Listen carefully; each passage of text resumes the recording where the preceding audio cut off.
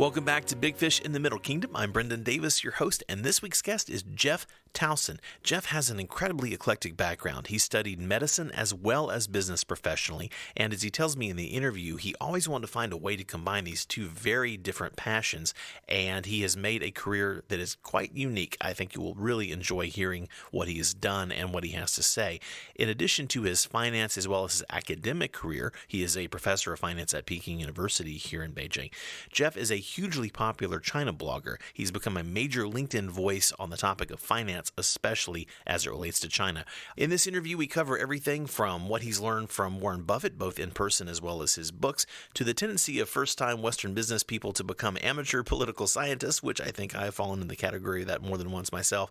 And we end up discussing what Jeff sees when he looks down the nearest term road and much, much more. Now, there's a tiny bit of noise here and there. We were on Skype. Jeff was in Shanghai, and I'm in Beijing when we recorded this. But overall, it sounds pretty good, and I think the content is truly great. It's highly thoughtful. It's a very well-informed interview, so this is definitely worth a listen. Before we get to the interview, though, I do want to take a few moments and talk about a very special event that just passed, and that was the one-year anniversary of Big Fish in the Middle Kingdom podcast. It has been great to do this. I am more excited every week that I get to do it and talk to new people or talk to people I already know, but get into the details of things and share it with you like we do.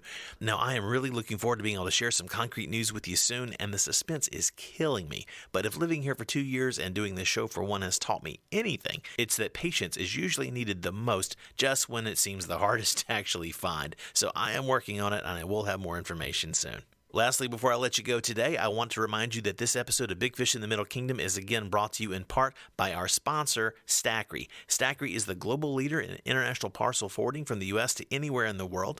The way it works is that you shop at any U.S. retailer, have your packages shipped to your Stackry address, and once everything has arrived, Stackry consolidates your stuff and ships it all to you anywhere in the world, even China, saving you up to 80% off the shipping costs versus shipping things directly from the store. Stackry provides free storage, same-day consolidation of your packages, and a tax-free U.S. address for you to use in New Hampshire, which saves you even more money. As I mentioned last week, my second Stackry story is actually in progress right now. I have some items in their warehouse. I have a few more things to get together, and then once all of that has arrived, they will do their package consolidation magic and get it moving here toward me in China. My first Stackry experience was really great, and it's easy to start your Stackry story today too. Sign up via the link in the show notes and use the offer code BIGFISH, that's all one word, BIGFISH, at the checkout to save 10% off your first shipment. All right, don't forget the links to everything are in the show notes as always at crazyinagoodway.com. But now please enjoy my interview with Jeff Towson.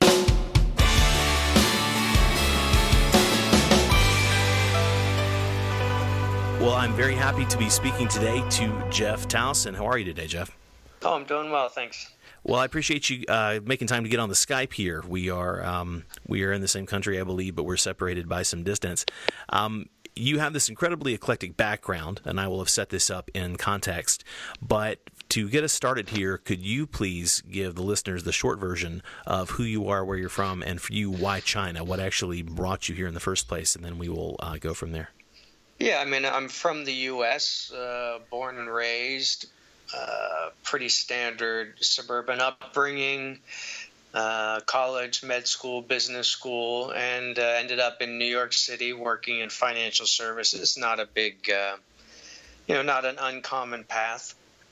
And then I started going internationally after that, working for a Saudi prince, which was a bit of a left turn. Mm-hmm. And sort of I've always just stayed international since then. And, for about 10 years now, I've been partially or entirely based in China. And sort of 1 foot in China, 1 foot in the U.S. And that's kind of my, that's my stomping ground and my markets. And I don't think that will change. Well, but I've said that before. Well, you mentioned it, and I appreciate the summary. You do this a lot. A lot of my listeners will be familiar with you if they're China-based people, but for those who aren't, I will include links, and we'll talk offline about specific links to what I should include. But as I said, your background is so eclectic. I mean, you mentioned very succinctly, that you have a finance background, medical school, and working in private wealth management and investment, and now you're a China expert. So that's for most people, any one of those would be a lifelong pursuit. So how would you describe your personality to have so many varied interests, and how you manage to sort of move and unify these different things through your life? I mean, it doesn't feel that eclectic. It's basically just analysis. Okay. I mean, I was always going to do medicine and business. I mean, I always knew I was going to do, well, I didn't always know, but I knew early on I was going to do that. And so most of my business stuff tends to be healthcare. Mm-hmm.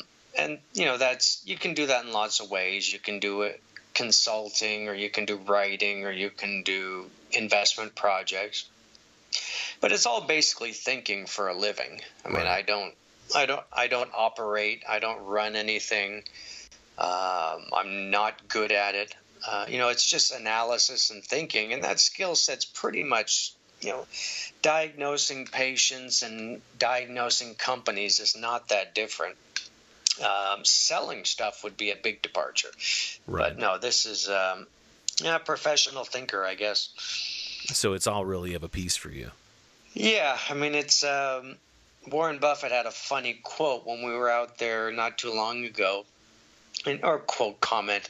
I mean, he kind of said that, like, his secret to life is everyone else does the work and he just sits around and thinks all day. Okay. And I like that model. I like to sit and think and read and figure things out, but I don't really operate or execute that much. I think that sounds like a pretty great model, and obviously what he's doing has been working.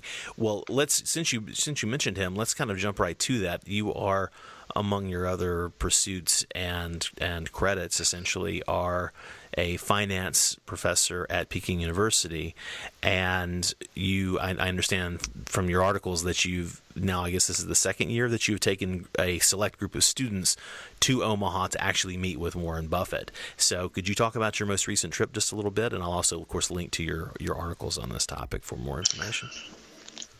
Yeah, this was in February.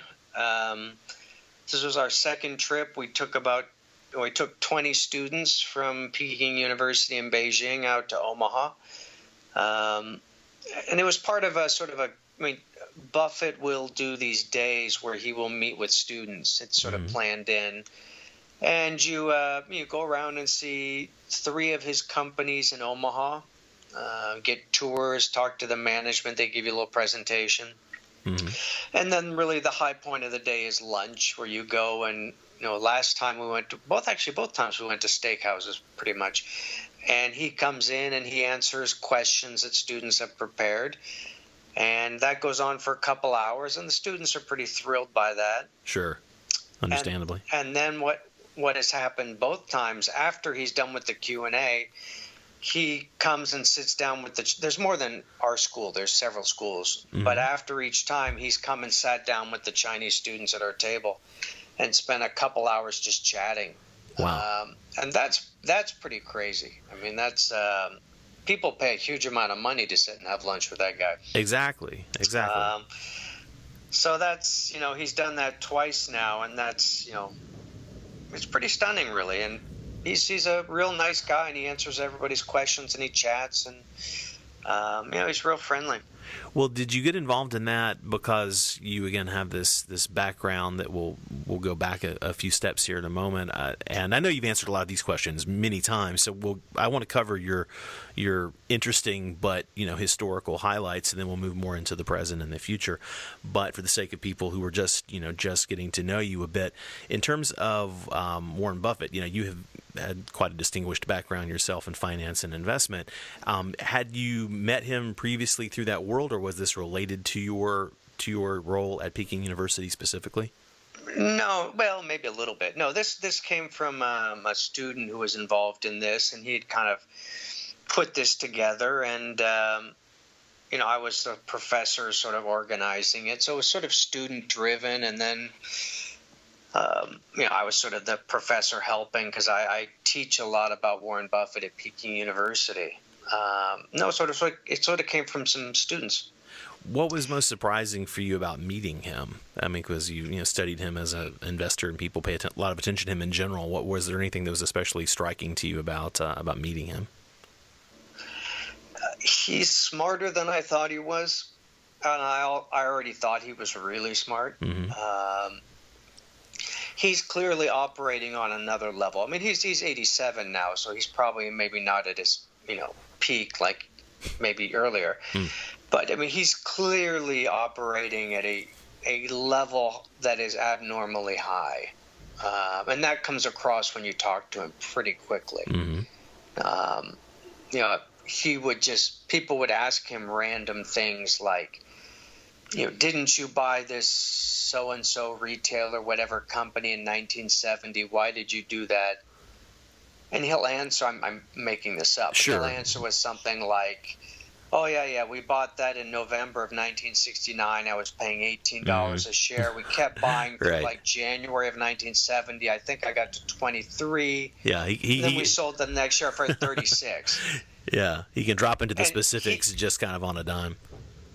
He just keeps doing that throughout the conversation, and you're like, how can you possibly remember what you did in 1970? I don't know what I don't know what I had for lunch 2 days ago. So that's yeah, and he repeatedly does that, and so you catch on real quick that like he's definitely able to do some things others aren't able to do.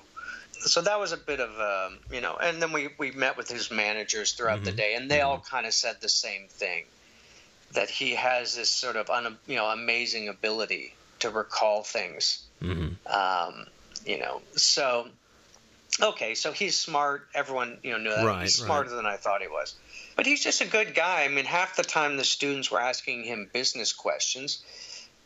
Why did you buy this? And he wasn't. I mean, I got the sense he wasn't there to to get into the nitty gritty of what investments he did. He wanted to talk to students about their lives and what he had learned. So he would often answer these very businessy questions with a story that's personal. They would say like, "What was the best investment you ever made?" So someone asked him that, and he says, "Well, my investment in my friends." Okay. Which wasn't a glib answer. I mean, it was really, and he explained it, then he went on to explain, his point was who you surround yourself with has a very powerful impact on you. Right. You will rise or fall to the level of the people you spend time with to a large degree. And if you think about that and if you shape who you spend your time with, you will find that it shapes you. And so he actually had a point about, you don't actually spend your time with that many people at the end of the day. Right. You don't have 100 friends. You spend most of your time with a handful. Who are they? And he says that's going to happen. And he was being honest about it. Who he invests his time with actually has had a tremendous impact on him. So, I mean, it was a technically accurate answer. That was his best return on investment was time with certain people. And so he would do stuff like that all throughout the lunch. In terms of his interest specifically in your group of Chinese students, was anything stated about that, or did you glean why he was particularly interested in them? Well, I know he's very interested. Well, I know he's interested in China. Right. He's looking at it as a market. That has a lot to do with the fact that he's just too big to invest anywhere else.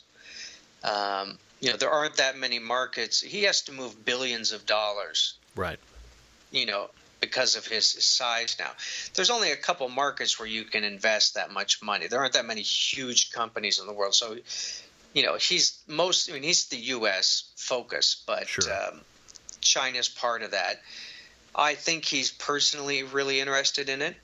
I've heard him, I've been told that he recently he's mentioned, like when he was asked on the news, how do you feel about your life and your legacy? And he said, I see myself as a teacher. And then he brought up meeting with some Chinese students recently, which was our student. So I think he gets a lot of personal satisfaction out of it.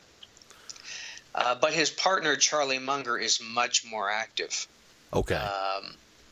I mean, he has got he invests in an investment group in Pasadena called Himalaya Capital. Mm-hmm. It's one of the places where he puts, I think, quite a bit of his money, and they are very active in China. So Charlie, I think, and actually Buffett brought that up. Okay. He said, the guy who's really enthusiastic about China is Charlie.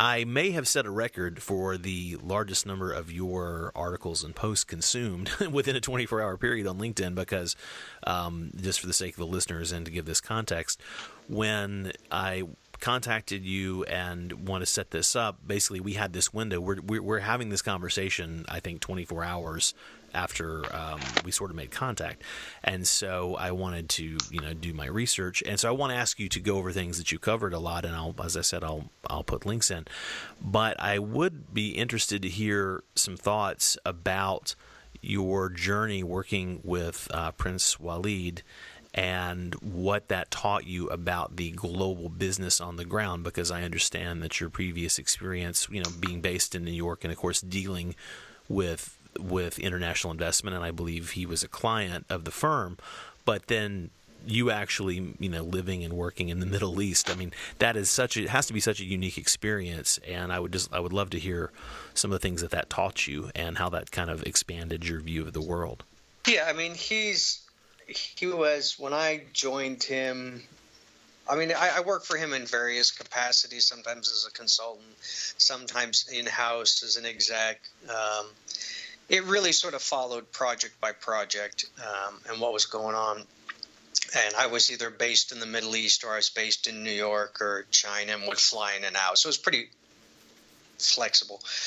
But when I joined, he was the world's fourth richest person, and he was and probably still is, the wealthiest person in the Middle East as a business person, private. Mm-hmm. I mean, some of the royals and government people have a lot more money than that. And he's just a very, he's a value investor, which mm-hmm. is similar to Buffett in that he's hyper-rational. But where Buffett lives on analysis, I mean, he's basically a guy who sits and reads annual reports all day and just outthinks everybody. Walid is a deal guy. He's he's meeting with people all day long, and he's looking for deals in the Middle East, in Africa, in Asia, in the U.S., Europe, and putting together those sort of deal structures. So it's a different approach. And so you work for him on lots of projects over the years, and hotels and banks and hospitals and schools and insurance companies and retail and all these sorts of thme's. A lot of real estate. He's very different. I mean, he's in the news all the time. Mm-hmm. A lot of these folks, what I think is interesting about them, these super high performers, is they have a personality that is very extreme in the same vein as their investment approach. Okay. Buffett is an analyst, and he is hyper-rational. I mean, he's the guy who sits in the little office in Omaha and thinks in isolation, like sitting on the top of a hilltop. Mm-hmm. And he's got this quiet, he reads all day. Right. Well, Walid is a deal guy, and he's hyperactive. Okay. He's meeting with people all day long, all night long. He doesn't sleep very much. It's more or less impossible to keep up with him. Nobody can do it. Mm-hmm. You can, but you'll be exhausted in a couple of days. I can't do it. He is just the quintessential deal guy, the same way Buffett is the quintessential thinker. And a lot of these people are like that. Their personality, has been part of their success, maybe. Mm-hmm. Sure. So, I mean, he was just a high energy deal guy going all day long, very smart, generally the smartest person in the room on almost every subject. Wow. Well, partly if you've been at the top of the game for 20 to 30 years, you get pretty smart. So. Sure, and you're surrounded by people who are also striving to be their best, and so you're going to, as you were saying earlier, you are kind of who you surround yourself with, and So I think the osmotic effects of being around other very successful people who are leading lights in one way or the other would have to also have a knock-on effect.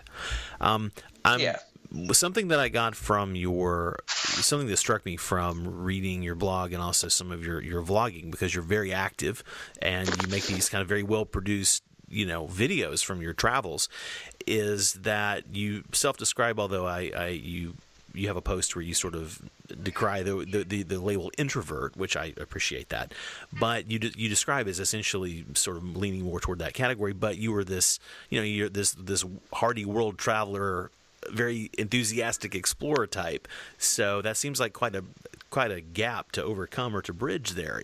The little point I was making in that video was, I don't really like the term introvert. I like the term thinker. Mm-hmm. Some people are just, it's more natural state. Buffett is a thinker. I mean, he sits in a little office and just thinks all day. Bill Gates is a thinker. Now, you have to do something with that. It doesn't do you any good if it just sits in your head. Mm-hmm. So you got to, get it out in the world. But people like that, what they tend to do is their execution of whatever they've thought through is pretty surgical and quick. Mm-hmm. Buffett picks up the phone after all his thinking, just says, buy that. And that's it. Right. Bill Gates hires some people and they write some software. That's it. So a lot of people who are like that, they tend to be writers. They tend to be deal people or investors or teachers or speakers. But that's a very surgical way to get, if you spend 95% of your time thinking and analyzing, then you spend 5% executing. Mm-hmm. Mm-hmm. I'm more like that, as opposed to someone who's the CEO of a company, where you've got a ton of staff and you're meeting all day long and you're, running teams and you're operating 90% of the time. Right. So a lot of people, I identify with people like that who, have a very surgical interaction with the world. Let me ask you sort of a mundane question as we get further into this. When did you start doing your video posts, your vlogs and whatnot? Maybe 10 years ago. No, not that long. 8 years ago, 7 years ago. I knew I wanted to start writing and teaching. I didn't quite know what I wanted, but I knew I wanted to say something, have some degree of a voice in the world. Right. I didn't quite know how or why. And so I wrote a book. That was not a good idea. I started teaching a little bit. Why was that? I hate to interrupt, but why was that not a good idea? Because of time investment relative to results, or that particular book you weren't thrilled with? Or? Well, one, it was the first time I did the traditional route of you get an agent, you get a publisher, You spend 9 months writing a book, and then the publisher spends 6 months doing I don't know what. And then you publish it and nothing happans. Okay. And, Got it. There you are. I mean, it's there's ways to publish books that is smart. That's not one of them. So, I just started writing and teaching a little bit. And I sort of decided I would allocate about 20 to 30% of my time doing this. Mm-hmm. I didn't quite know how to do it. And I flailed around for many years, writing, putting up a little web page, submitting articles to the Financial Times. And it was basically like, let's say, a good solid 5 years of failure. Okay. Not getting any traction. So, and then about 3 to 4 years ago, I started to put it together. And, maybe by process of elimination, I figured out what did work by doing everything that didn't work. Mm-hmm. And, I started to get some traction, self-publishing books, putting up some articles, started publishing on social media, and sort of built from there and started to get a bit of a following. And then from there, magazines, newspapers, reporters, interviews, things like that. Then it kind of eventually took off. But, it was a good long slog before, suddenly things clicked. Well, and what is it, you mentioned that you really were driven to this by having something to say, and of course that could mean a lot of things, but in your case specifically, what would be one of the most compelling things that you want to say, whether I assume it's a general topic or orientation to the world? I mean, I get a lot of themes in surveying your work, but what is it that really fundamentally drives you? Yeah, I mean, it took me a long time to sort of even know what I was doing. Like, I didn't quite get what I was trying to do for a long time, or why. It's that now I would, now I kind of, I think, have language for it. For me, I would say it was the idea of becoming some sort of thought leader, to be, the person who understands, is maybe not an expert, but has a lot of expertise in one area and sort of pushes that field of thinking forward. Right. Not necessarily for recognition. So thought leader kind of implies like people think you're leading, but more just to move the field of thinking forward. Now, I would say that's part of it. I would, people who write and make movies or music, they would describe themselves as creators. Right. So it's a version of that, but it's more on you're trying to move a field of thinking forward. And for me, that was sort of digital strategy, digital China, consumer China, that area where I'm trying to move the thinking and understanding forward. And if people pay attention, that's even better, because it's no fun to write if no one reads your stuff. But that was kind of, I think that's where I've been going for the last several years, and that seems to be about right for me. How do you summarize China for the newly curious? And then I have some more kind of specific questions for people who are already quite familiar and engaged. Well, I mean, my area is digital China on the consumer side. Mm-hmm. That not industrial stuff. I don't really know that. And that's the famous companies you hear about, the Alibabas and the JDs and the Tencents and all of those. But it's also the other 80+% of the economy, which is being digitally transformed. Retailers, automotive companies, shopping malls, this sort of digital transformation of various industries and businesses. It's being driven by the internet giants who are cool. Mm-hmm. But, it's actually, Alibaba, if you take e-commerce in China, that's about 15% of retail. Well, you have the other 85%, which is not. Right. And that's the 85 that's being sort of either transformed or just, blatantly disrupted right now. So I kind of like that, and I think China is at the leading edge of a lot of that. In some areas it's behind, and other countries are like the U.S. are faster. But in many places it's much faster than other places here. So it's one of the frontiers. And that makes it sort of an interesting thing to study, because you can explain to people that, look, e-commerce and new retail in the U.S., Amazon, is painfully slow. Right. It's much faster here. Mobile payments, pretty much everything on a smartphone is faster here. Exactly. And more advanced. So it's one of the major frontiers, and that's a good sort of thing to study and understand, and then you can sort of write about it and talk about it, and it's valuable not just to China, but people everywhere. Exactly, and this follows from that a bit. This question is maybe borrowing or paraphrasing somehow between Peter Thiel or Tim Ferriss. What is something that you think about China's upcoming developmental arc that you're studying or keeping your eye on that is either contrary to conventional wisdom or that isn't even really widely on the radar yet?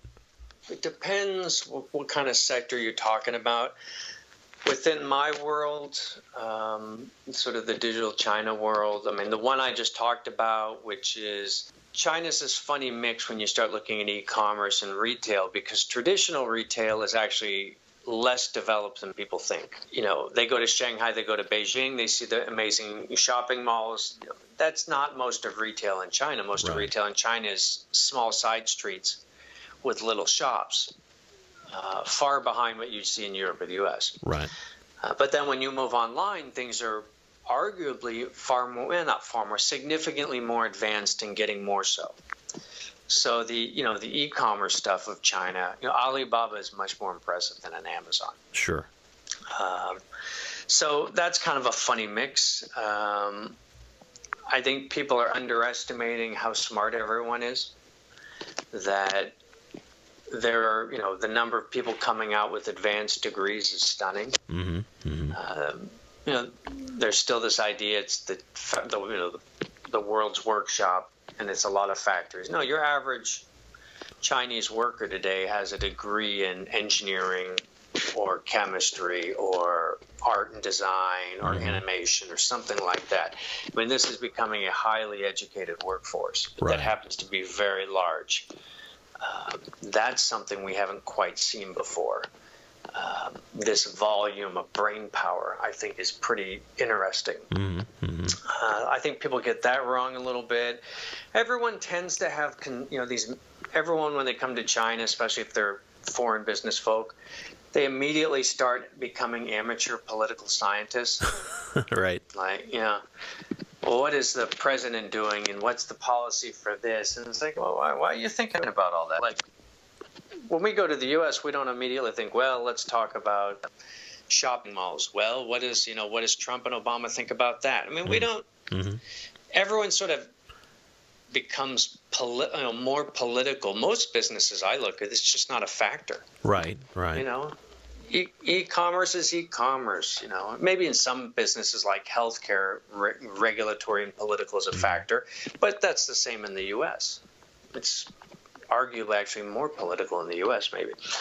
So I think people tend to, for some reason they get a little fixated on the political state capitalist part.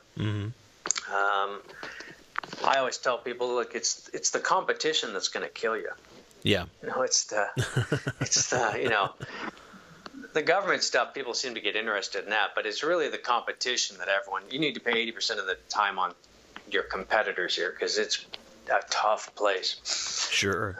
So I'm always sort of interested why that happens. If someone is picking your brain who is interested to learn how to successfully compete in China, are there certain things they should bear in mind that are, again, outside of Western conventional wisdom? Like how should they approach it, or do you see it as not being that fundamentally different other than pace?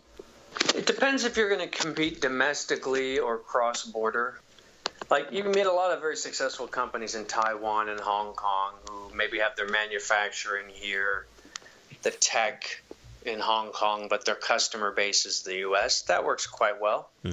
So cross-border would be one side. If you're going to compete domestically, which is, hey, let's open some hotels in China. Okay, that's Chinese consumers and Chinese assets. I mean, okay, that's a domestic play. Then generally my question for a foreign group is pretty much the same as to a local group, which is, what's your advantage? Right. Okay. Tell me what you can do that other people can't do. And if you don't have a good answer to that, you better be pretty wary. Because otherwise it's going to come down to who works harder. And right. We know who's going to win that argument. Well, even if you win, you don't want to be in a I can work harder than you scenario in China, because everybody works hard. That's what you have something like, we have a foreign brand, we have the Starbucks franchise, we have a technology, we have the factory here, but we have a customer base in Germany. Something where you've got something that is somewhat more difficult. You have to have some advantage. Right. Now, maybe most advantages don't last forever. True. So you kind of got to know how long it's going to last. Hey, we've got a couple-year window where we've got some technology. We think people won't be able to get up to us for a while. That gives you a frame, and then you kind of, okay. But you got this. The place people get in trouble is actually not, do you have an advantage? It's, they came here and they didn't realize their advantage was going to go away after a while. Okay. And so they come and they do well, they build this business, and then like 4 to 5 years later, they go home. Like private equity firms had that. A lot of foreign private equity firms came to China in 2003, 4. They had foreign capital. That was an advantage because there wasn't a lot of domestic capital. Right. They knew how to do deals. They could do cross-border stuff. And they had several years of doing quite well. And then the local PE firms came roaring up. Sure. And most of the foreign PE shops went home. A couple of them are still around, but most of them went home.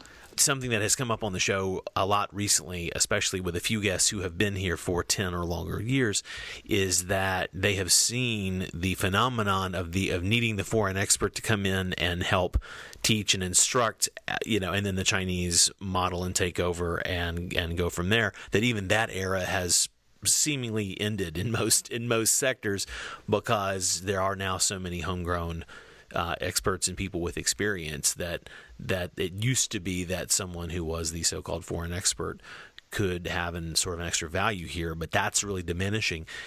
Looking ahead for let's just say 5 years to put a clock on it, do you have any specific thoughts or predictions about how the society will continue to grow and shift, and specifically what kind of opportunities there are for foreigners to be involved here? Or is that something that you want to touch? To some degree, the role of foreign companies and foreigners in China has been to sort of push the development faster than would happen otherwise. Now, if you're going to do that strategy, which is not a bad strategy, you just have to stay at the frontier. If you came in the 1990s, you could bring capital and a bunch of juice brands, and you can create Wahaha. Now, if you come 10 years later, well, they don't need the capital like they used to. They know how to make juice. But if you're making, let's say, automobiles, okay, the joint ventures for automobiles, they're still good partnerships. Well, if they're good, they're necessary partnerships. Now, today, if you come with that, maybe it's not as necessary. Today, you would have to sort of be at a different phase of development. Maybe you're bringing airplanes. Okay. Maybe you're bringing artificial intelligence. Maybe you're you have to sort of stay along the development curve of the industry of the country to be valuable. And even then, if you're going to come in that way, often you are going to be a short-term value add. Right. And that's not a problem if you're a venture capitalist. Sure, because you want a defined exit, and that sort of helps you to be thinking about that. That's how they make their money. Right. Right. They come in, you're SoftBank, you're in Japan, you come into China, you bring some money and some expertise, and you help small companies grow, and then you exit. And everybody's happy with that. Now, if your goal is to come and own the market long term, let's say GM or Volkswagen, okay, if you're going to do that play, you better have an advantage or a value add that doesn't fade away. Because you don't, well, you can. I mean, Coca-Cola did real well. They came in, in 1980, and, they put together some deals with Kofco, and, then Chinese consumers started drinking Coke. They like Coke, and now Coke is great.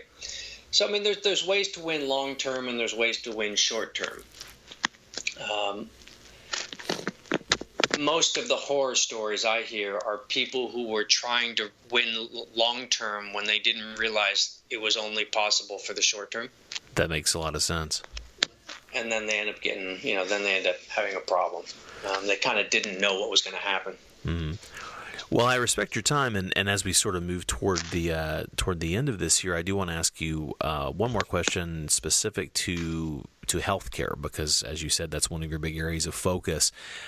What do you see as the future of healthcare in China? What are the disruptive trends? I mean, I've read a bit about this, but it's not my field.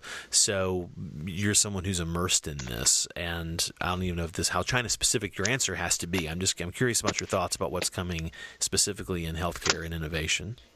Healthcare is a bit of a funny sector just because it's mostly dependent on regulatory changes. There's a lot of cool stuff happening in sort of digital health, anything on a smartphone, because Chinese consumers are growing in wealth and sophistication, and there's a significant gap opened between what they want and what the current system supplies. Right. So there's sort of a supply-demand gap happening, and so they're flying into California and Hong Kong and South Korea, and that's sort of, there's an interesting, not tension, but there's an interesting gap between what a largely state-provided supply is offering and what consumers are increasingly wanting. Sure. So that there's a gap there, which is interesting to think about. So healthcare is kind of cool. I like that one a lot. The sectors I think are really big in 2018 are retail, e-commerce, everything with mobility. Mm-hmm. So automotive, electric cars, ride sharing, even bicycles. Mm-hmm. I think that's great. And then financial services tends to move pretty quick just because it's just an information business at the end of the day. Right. So I've been watching sort of the payment companies evolve and mobile payments and cross-border deals, and a lot of these companies are trying to build global payment networks right now. So that's a pretty cool space. But outside of that, there's a bunch of, surprises happening all the time. Entertainment is always a bit surprising. Lots of funky stuff keeps happening. Mm-hmm. Short videos are popular right now. Right. There's all this that's kind of a funny space. So I keep an eye on that, but that tends to come down. I've interviewed a couple companies in that area, these Hollywood groups and then local entertainment groups. And it always ends up being a creative process. So It's hard for me to sort of figure it out because it always comes down to they always want to talk about the creative process and I want to talk about the finance.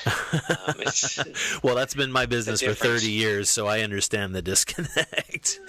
And right. I have the same problem with fashion. Okay. I can relate to that. I ultimately can't figure out why one bag sells and the other doesn't. My next 10 years will be 1 foot in China, 1 foot in the U.S., and just focused on digital strategy and digital China and how that's evolving, and lots of cool companies. And there's sort of a lot of back and forth in that area. There's a lot of, Silicon Valley people coming into China. There's a lot of China people going to the U.S. So it's a nice frontier to be sitting on. And it's just one surprise after the next. And there's usually some pretty good questions to take apart. That's why I like the space, because I think there's some good strategy questions that are pretty complicated. That's actually what interests me, is the strategy questions. So, I'll just keep taking those apart and then doing business. And I don't see that changing. Excellent. Jeff, thanks so much. All right. Thank you. All right, that's the show this week. I hope you enjoyed that. Don't forget to visit Jeff at his website, linked in the show notes. You can also find out more at the blog post at crazyinagoodway.com. Thank you again for listening, and I will see you next week.